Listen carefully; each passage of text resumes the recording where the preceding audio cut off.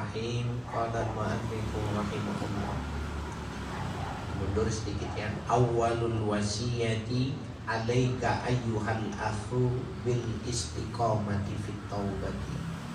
At-taubatu fil lughati ar-ruju'u. Yuqalu taba ay raja'a. Wa fi syar'i ar-ruju'u amma kana madmuman fi syar'i ila ma huwa mahmudun fi syar'i. Awalul wasiyati, awal dari wasiat. Ya, ini yang dimaksud wasiat di sini adalah 9 wasiat para aulia yang orang-orang mau mengikuti menapaki jalan para wali, ya, para sufi. Itu ada 9 wasiatnya, levelnya. Nah, level yang pertama itu adalah bil istiqomati fit taubah, ya, bahwa bertaubatnya terus menerus. Orang yang tidak paham bagaimana taubat terus menerus, apakah tidak berdosa tetap bertaubat, gitu pertanyaan, atau ya memang taubat itu sendiri memang perlu walaupun tidak berdosa. Bisa jadi orang bertanyanya begitu. Tetapi setelah dijelaskan maka kita nanti akan mengerti kenapa taubat itu harus terus menerus. Nah, atau batu fil lughati ar-ruju'. Taubat secara bahasa, secara etimologi, taubat itu artinya kembali. Yuqalu taba ay raja'a. Taba yatubu taubatan, raja'a yarji'u, ya. Jadi orang yang bertaubat itu adalah orang yang kembali. Jadi kalau dia itu lari dari pintu Tuhan dengan dia melakukan kesalahan, lari dia, kemudian dia sadar, nah, makanya dia disebutnya pulang, disebutnya kembali. Anak kecil nih, biasanya anak kecil gak boleh main hujan sama ibunya, tapi dia tetap main hujan. Itu namanya dia melakukan kesalahan. Nanti dia pulang di depan pintu, pintunya dikunci, diketok-ketok, kedinginan, bibirnya biru. Nah, itu bahasa Arabnya taubat, kembali, sadar dari kesalahan yang dilakukan. Secara bahasa seperti itu. Wa fi syar'i, adapun menurut syariat, artinya pada pengertian terminologi, ar-ruju'u amma kana madmuman fi syar'i, kembali dari hal-hal yang tercela menurut syariat, ila ma huwa mahmudun fi syar'i, menuju sesuatu yang terpuji menurut syariat. Itu namanya taubat. Ya, jadi meninggalkan yang tercela menuju kepada yang mahmud, yang tercela. Nah, sekarang dijelasin ini kenapa taubat itu harus terus menerus. Walaha bidayatun wa nihayatun. Pada taubat itu ada bidayah, ada level bawah. Wa nihayatun, dan ada yang level yang paling tertinggi. Jadi kalau kita taubat kita ini nanti kita lihat nih, taubat kita itu kelasnya yang mana. Fabidayatuha atau batu minal kabair, maka level yang terendah di dalam taubat itu adalah taubat dari dosa-dosa besar. Membunuh, mencuri, membegal, ya, itu taubat-taubat besar. Wajib, ya, pada saat dia sadar dia bertaubat. Summa shaghairu, kemudian dia harus bertaubat dari dosa-dosa kecil. Mana itu dosa kecil? Dosa-dosa yang tidak disebutkan di dalam Al-Quran secara khusus, itu dosa kecil. Summal makruhatu, kemudian dia bertobat dari hal-hal yang dibenci Tuhan. Makruh itu artinya dibenci Tuhan. Merokok, sholat, kemudian tidak sikat gigi, tidak siwakan, itu makruh. Kalau di kalangan mutasawwif dia wajib taubat. Ya, ketika merokok, makan jengkol, makan pete, boleh nggak boleh, tapi kalau mau sholat harus sikat gigi, harus siwakan. Nah itu hal yang dimakruh. Dia nyesel, dia taubat dari hal-hal yang makruh. Wudu harus taslih 3 kali, tapi dia wudunya sekali-sekali, sah nggak sah, tetapi dia makruh. Summa min khilafil aula, kemudian dia bertaubat dari hal-hal yang menyalahi keutamaan. Bangun malam, bangun malam jangan tidak kurang dari orang melakukan sholat malam itu 8 qiyamul lail, 3 sholat tarawih.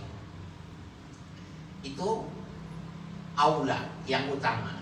Nah sekarang dia bangun malam mengerjakan 2 rakaat, kemudian 1 witir.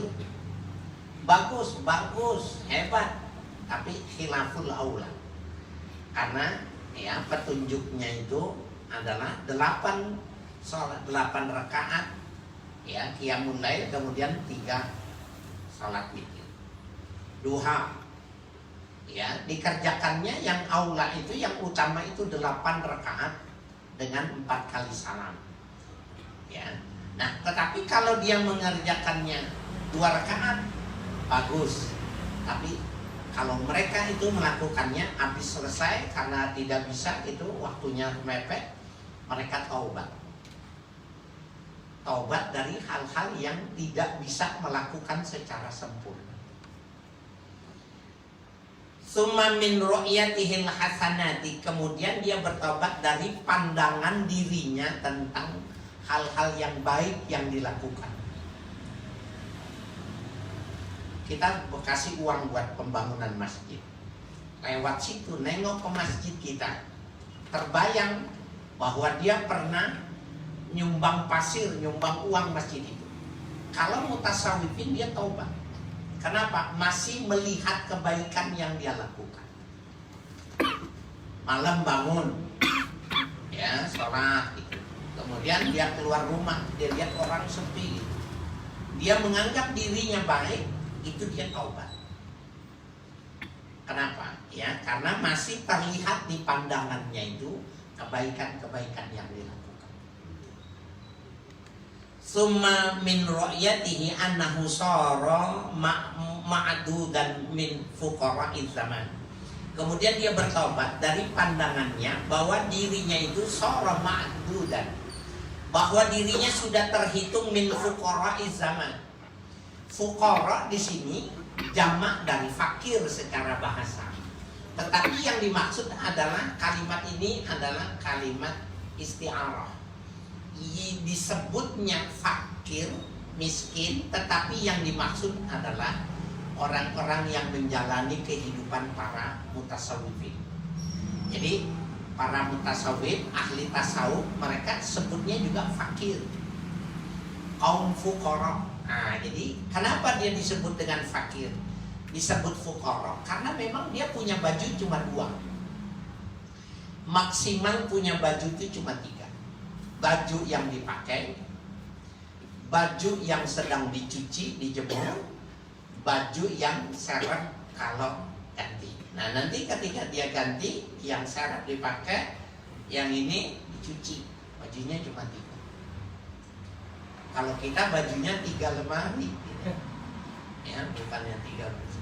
Nah sehingga mereka disebutnya fakir, fuqara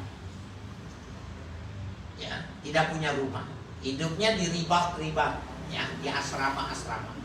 Jadi di zaman khilafah, di zaman pada konsep negara-negara Islam itu ada ribat, asrama-asrama. Orang yang tidak punya rumah, orang yang tidak pekerjaan itu menjadi tanggung jawab pemerintah. Indonesia juga di dalam undang-undang dasarnya juga diatur fakir dan miskin dalam tabungan pemerintah. Ya, tapi bansos sudah berapa bulan nggak keluar dari. Nah, itu mereka hidupnya begitu. Tetapi dia hidup miskin, dia hidup menjadi orang yang fakir itu bukan kalah bersaing. tetapi memang memilih hidupnya tidak mau kaya. Ya. Jadi ada pilihan hidup itu hidup miskin. Pengennya jadi orang miskin. Jadi dia tidak mau kaya. Nah, kalau orang yang seperti ini disebutnya fakir, dia tidak bisa dikatakan sebagai orang yang kalah bersaing. Enggak, memang dia nggak mau kaya. Dia nggak mau memiliki sesuatu. Hidupnya hanya untuk ibadah. Jadi siang dia berpuasa, malam dipakai untuk ibadah yang mulai. Ya, jadi tidur secukupnya saja. Ya, tidur secukupnya. Summa min kulli khatirin yahturu lahu fi ghairi mardatillahi ta'ala. Kemudian dia bertobat dari setiap lintasan yang terlintas pada dirinya, ya, di dalam hatinya ini fi ghairi mardatillah, yang tidak ada keridhaan Allah. Ya, umpamanya dia terlintas pengen ini, pengen itu gitu, mau melakukan ini dan itu, padahal cuma terlintas saja, belum dia melakukan, maka dia bertobat, ya, dari hal yang itulah tingkatan, ya, orang-orang yang melakukan taubat kepada Allah itu seperti itu tingkatannya. Wa amma nihayatuha, adapun maksimalnya taubatan itu tadi, fataubatu kullama ghafala an syuhudi rabbih ta'ala tarfata ainin. Setiap kali lalai dirinya dari menyaksikan Tuhannya sekedip mata. Jadi sepanjang gerakan membuka dan menutup mata, yang dia lihat itu kebesaran Allah, yang dia sebut itu cuma Allah. Kalau ternyata satu tarfata ain, kedipan mata, dia tidak menyebut nama Allah, taubat dia. Ada orang yang tingkatan taubatnya itu sudah sampai seperti itu. Nah, ini nanti ada kajian tersendiri yang lebih luas di dalam kitab Ihya Ulumuddin karya Imam Al-Ghazali, di mana orang yang sudah sampai pada nihayatut taubah ini, maksimalnya taubat ini, orang yang 24 jam itu mengingat Tuhan, sehingga dia, ya, kecuali dia dalam keadaan terlelap, ya, di luar itu selalu ingat kepada Tuhan. Saya suka kasih contoh tuh begini. Kalau ada orang seneng sama lawan jenis itu biasa. Bapak-bapak melihat wanita cantik senang, itu normal. Ibu-ibu melihat anak ganteng gitu senang, itu normal. Justru kalau nggak seneng, nggak normal, mesti ke dokter. Ada masalah nih orang. Nah, sekarang yang jadi masalah adalah ketika seorang itu melihat kecantikan yang begitu berdecak, ya, mamanya luar biasa. Orang ini nih yang digambarkan di dalam kajian kita ini, dia berdecak juga. Tetapi yang dia lihat bukan cantiknya orang itu, bukannya moleknya orang itu yang terlihat, tetapi dia mengagumi betapa Allah menciptakan dia bisa seperti itu sehingga orang menjadi terkagum-kagum. Kalau kita kan dianya yang kita kagumi. Kalau orang ini bukan. Jadi kebalikannya sekarang. Ada orang jelek banget, super jelek. Udah super jelek, kotor, bau lagi. Kita biasanya orang yang gak suka didoain biar buru-buru mati. Gak ada manfaatnya nih hidup. Jelek banget. Orang ini melihat orang yang cantik, yang cakep, dengan dia melihat orang yang dikucilkan, yang orang melihat sebelah mata, sama dia sama saja. Maka dia tetap mengagumi Tuhannya bahwa Allah Maha Kuasa menciptakan orang jelek banget gitu. Bapak pernah lihat orang jelek banget?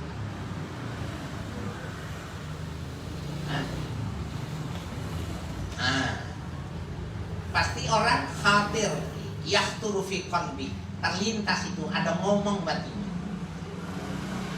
banget nih bukan? Dia enggak. Semua yang dia lihat itu, dia memuji dengan yang menciptakan. Dia lihat kita ganteng, dia lihat ibu cakep, dia lihat pohon berbuah, yang ini asem, ada pohon sampingan, pohon sampingan, sama-sama pohon mangga, tapi ini manis, ini asem, bawah tanahnya itu juga. Kemudian ketika dipindah ini, tetap saja yang asem-asem, yang manis-manis. Maka yang terlihat itu kopi. Nah, kalau suatu saat itu sekejap mata saja dia lupa dengan Tuhan, dia bertaubat. Ini maksimalnya nihayatul taubah. Ada orang yang sudah sampai level segitu. Ya. Kau usah ngomong Nabi, ya para Rasul, tetapi para aulia kita itu, mereka itu sudah ada yang sampai pada level-level seperti ini. Wa dzakaral muhaqqiquna min ahli thariq anna man nadima ala dzambihi wa i'tarafa bihi faqad shahhat taubatuh. Menyebutkan al-muhaqqiqun, muhaqqiq ayat man dalla syai'a bid dalil. Orang yang menunjukkan sesuatu tapi dia mampu menunjukkan dalilnya. Nah, itu namanya dia muhaqqiq. Jadi bukan cuma ustadz. Jadi ustadz itu adalah orang yang mengajar, yang mendidik. Di atasnya itu namanya muhaqqiq, orang yang kalau berbicara punya dalilnya. Di atasnya al-muhaqqiq namanya al-mudaqqiq, mandallal hukma bidalilil hukmi, melihat menetapkan sesuatu hukum dengan dalil-dalil hukum yang lain. Jadi dia mampu membuat korelasi antara satu ketetapan dengan ketetapan yang lain. Itu namanya mudaqqiq. Nah, Imam Abdul Wahab Asy'arani mengatakan ada di kalangan muhaqqiq min ahli tariq, ya, mereka itu ahli tariqah. Artinya para sufi, para wali min auliyaillah, anna man nadima min dzambihi, bahwa orang menyesal terhadap dosanya, wa i'tarafa bihi, dan dia mengakui atas perbuatan dosanya, faqad shahhat taubatuhu, sudah sah taubatnya. Ya, ini menurut muhaqqiq. Kira-kira tuh gini, jalan kelaparan, lapar, kemudian dia ambil makanan orang atau buah orang diambil di pinggir jalan, disambit, dimakan karena perutnya lapar. Ya, mempertahankan hidup. Nah, orang ini ketika dia melakukan semacam itu, kemudian dia menyesal. Ya Allah, ya, dia menyesal, ya Allah, kenapa saya? Shahhat taubatuh, sudah sah taubatnya dia, yang hubungan dia kepada Allah sudah selesai. Tinggal hubungan dia sama yang punya mangga. Kenapa? Syarat menurut muhaqqiq itu asal sudah menyesal dan mengakui, maka dia sudah bertaubat. Walaupun lidahnya tidak mengatakan astaghfirullah. Ini maksudnya nih. Kalau kita kan selalu begitu menyertakan astaghfirullahalazim. Enggak mesti. Menurut muhaqqiq tidak usah. Kalau di dalam hatinya timbul penyesalan, dia mengakui perbuatan salah yang dia lakukan, sudah sah taubat. Sehingga orang yang bisu, orang yang tidak bisa bicara, tidak dituntut untuk mengucapkan istighfar. Nah, itu yang dimaksud. Li'anna Allah Ta'ala lam yaqussa alaina fi taubati abina Sayyid Adam alaihi salam alaihi salatu wassalamu illa al-i'tirafa wan nadma. Oleh karena Allah Ta'ala tidak mengkisahkan kepada kita taubatnya, ya, bapak kita, ya, moyang kita Nabi Adam alaihissalam, kecuali al-i'tiraf.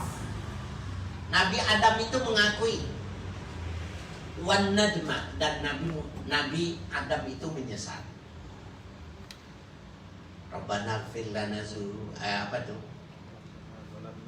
Rabbana zolamna anfusana. Rabbana zolamna anfusana. Wahai Tuhan kami mengaku berlaku zolim terhadap diri sendiri. Wa ilam taghfir lana, ya, bila kau tidak mengampuninya, wa tarhamna, dan tidak kau mengasihinya, lanakunanna minal khasirin, pastilah kami orang-orang yang celaka, orang-orang yang merugi. Itu penyesal. Cuma dua. Al-Quran menginformasikan taubat itu cuma dua. Mengaku dalam hati, ya, kemudian dia menyesal dalam hati. Tidak ada kaitannya sama bibir mengucapkan istighfar. Itu menurut muhakkik semacam itu.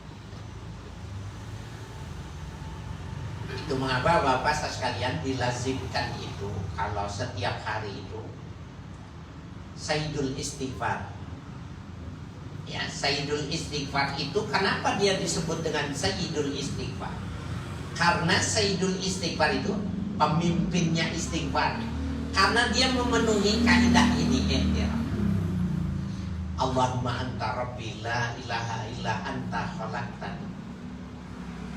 Wahai Tuhanku, la ilaha illa anta, tiada Tuhan kecuali Engkau. Khalaqtani, Engkaulah yang menciptakan aku. Wa ana ala ahdika wa wa'dika mastata'tu, dan aku ini terikat atas janji yang atas janjiku terhadap Tuhan, ya, wa wa'dika, dan janji bahwa orang-orang yang melakukan keburukan itu diampuni dosanya itu. Mastata'tu, semampu mungkin aku melakukannya. Allahumma inni a'udzubika min syarri nafsi. Ya Allah, aku berlindung dari keburukan perbuatan. Yang dimaksud adalah resiko akibat dari keburukan ini. Allahumma inni a'udzubika min syarri nafsi wa min syarri Allahumma inni a'udzubika min syarri nafsi. Syarri sunatu. Terus apa? Ya, omen syarri ma sonatu, ya, keburukan dari yang aku lakukan.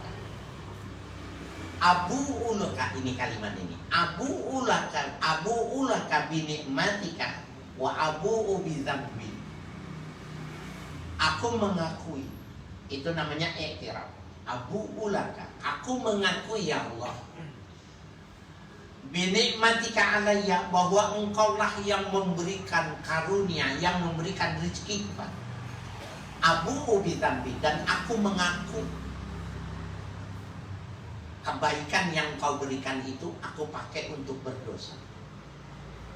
Faghfirli, ampunilah aku, fa innahu la yaghfiru dzunuba illa anta. Sesungguhnya tidak ada yang bisa mengampuni kecuali Engkau. Nah, itu ada i'tiraf, ada nyesal.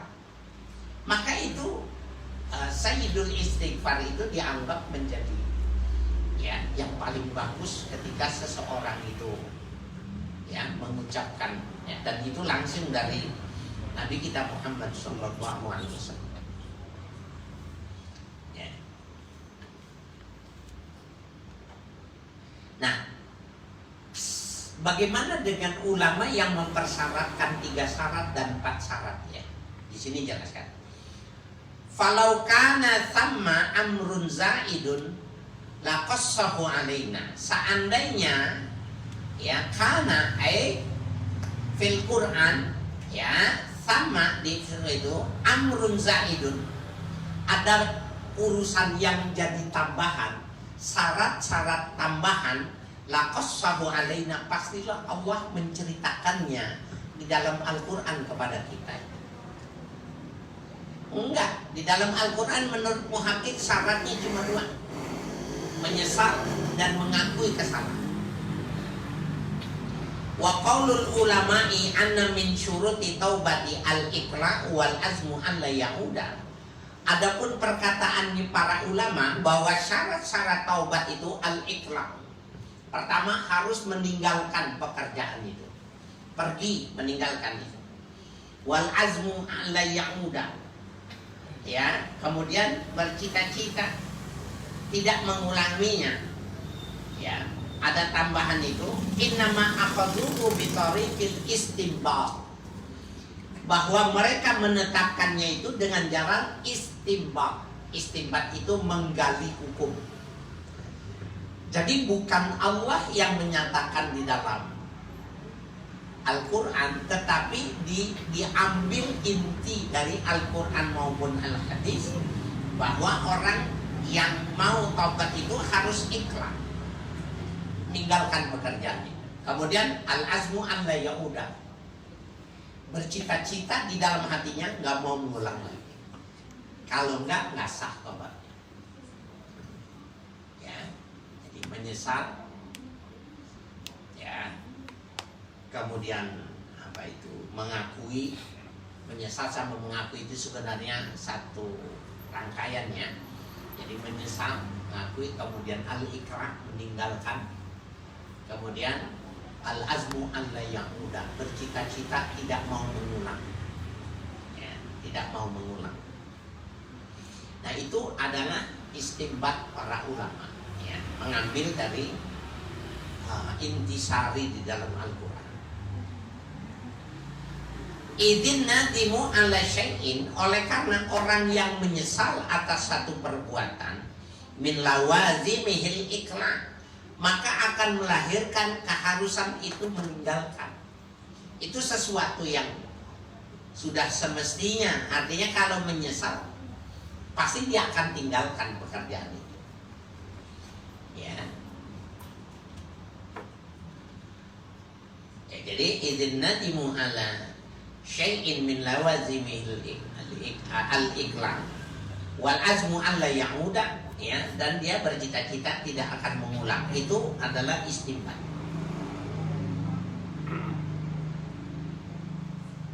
Wa ma'lumun anna bitaubati tughfaru huququllahi ta'ala wa zulmul abdi li nafsihi birtikabil ma'asi.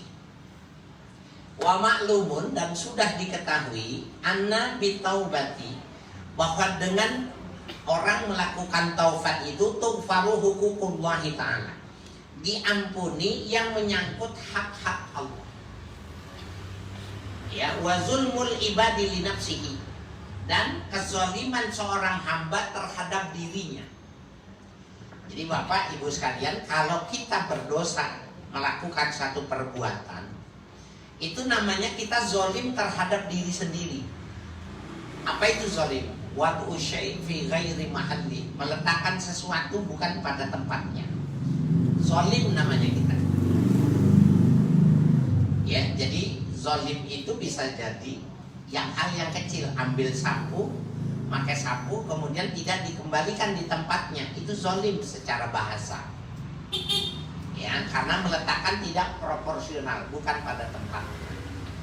Nah, begitu juga ketika kita melakukan kesalahan, nanti ini akan jadi akibat kita menjadi punya efek dari dosa yang kita lakukan, atau umpamanya nanti kita menjadi celaka, maka itu namanya kita zolim terhadap diri sendiri.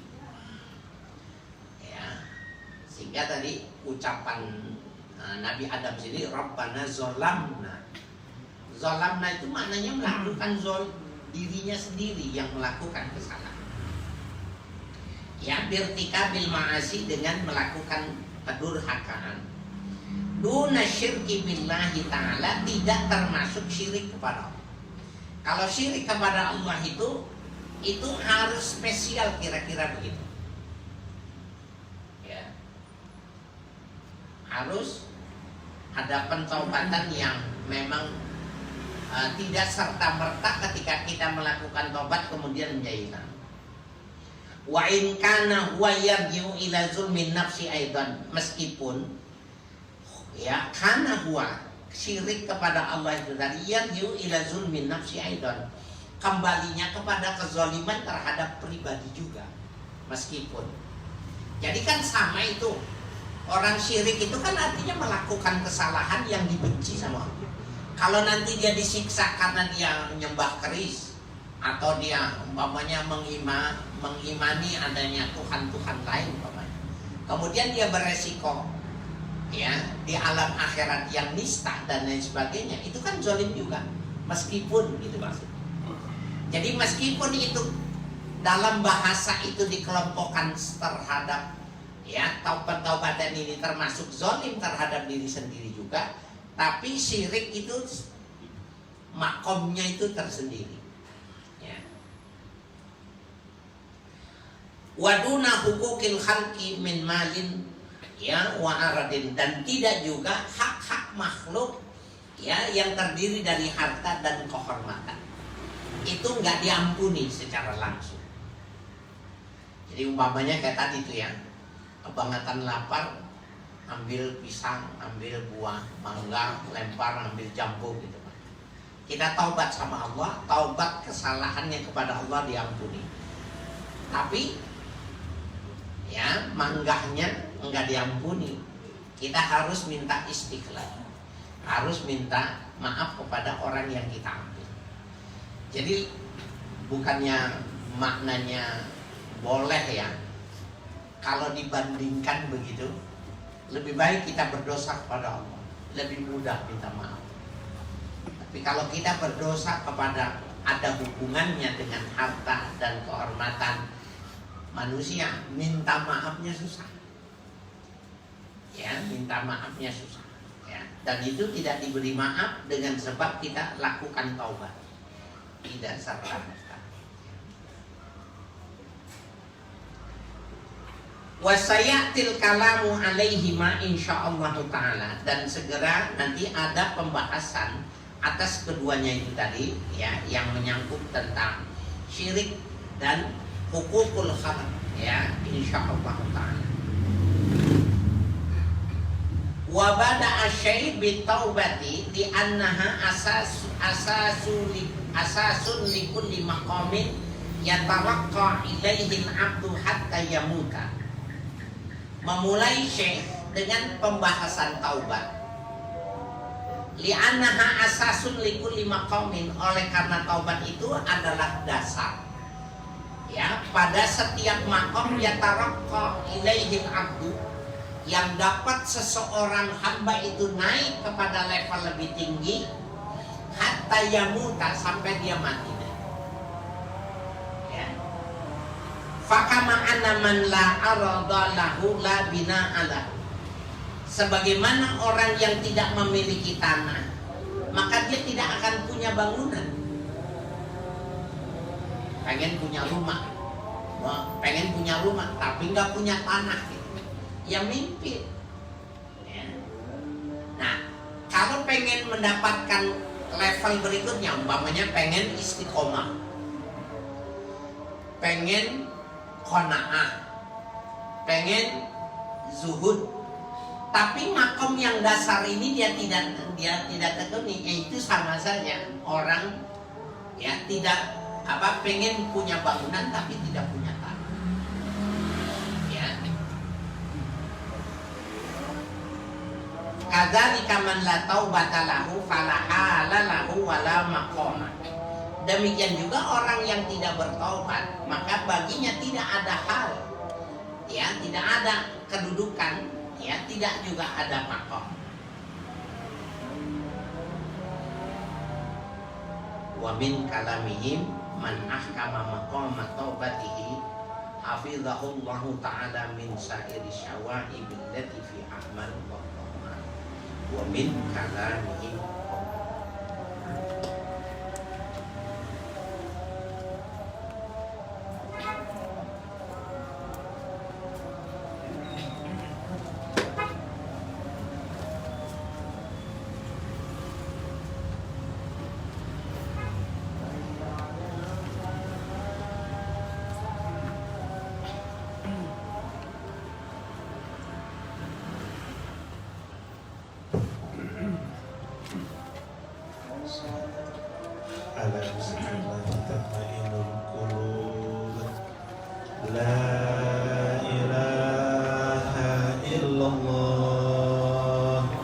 Muhammadur Rasulullah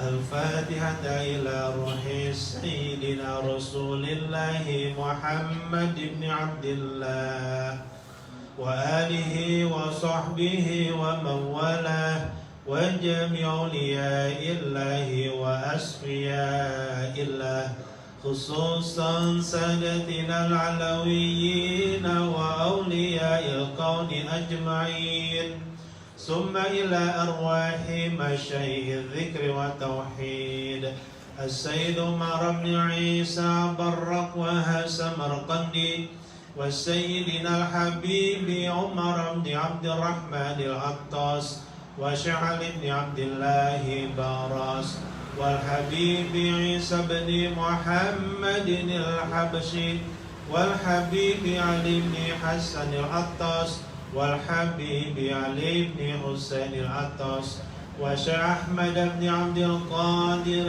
باشن وشيخ محمد بن أحمد مشموس وشيخ المعلم محمد شافي هذامي وشيخ عبد الكريم مرزوقي وجميع مشايخ الذكر والتوحيد أينما كانوا وهلت أرواحهم أن الله يتغشاهم بالرحمة والمغفرة ويحيينا على لا إله إلا الله ويتوفانا عليها ويحققنا بحقائقها ويلزمنا طرائقها ويجعلنا من خواش أهلها ومن الذاكرين الله كثيرا في خير وعافية وإلى حضرة النبي محمد صلى الله عليه وآله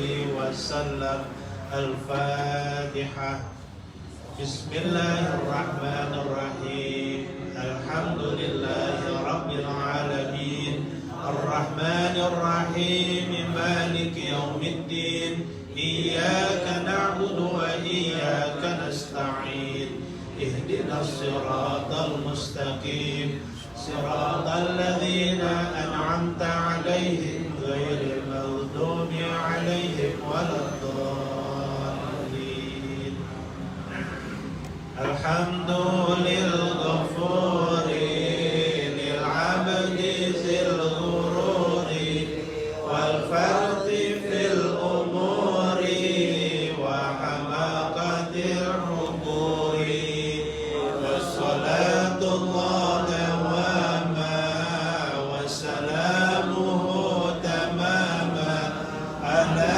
من يجي إماما ولأنبياء ختاما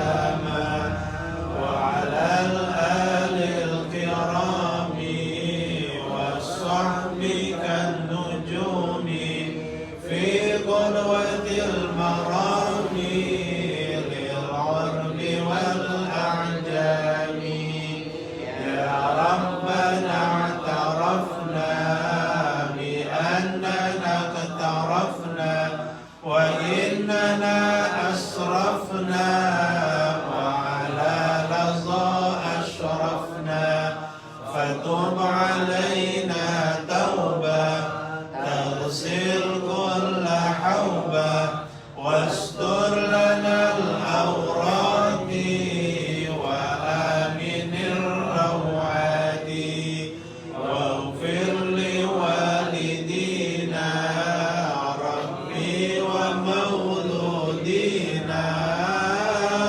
والأهل والإخوان وسائر الخلان وكل ذي محبة أو جيرة أو صحبة والمسلمين أجمع آمين ربي أسمع فضلا وجودا منا لا باكتساب منا بالمصطفى الرسول نرضى بكل سوء صلى وسلم ربي عليه عند الحب وآله وصحبه عداد طش الصحب والحمد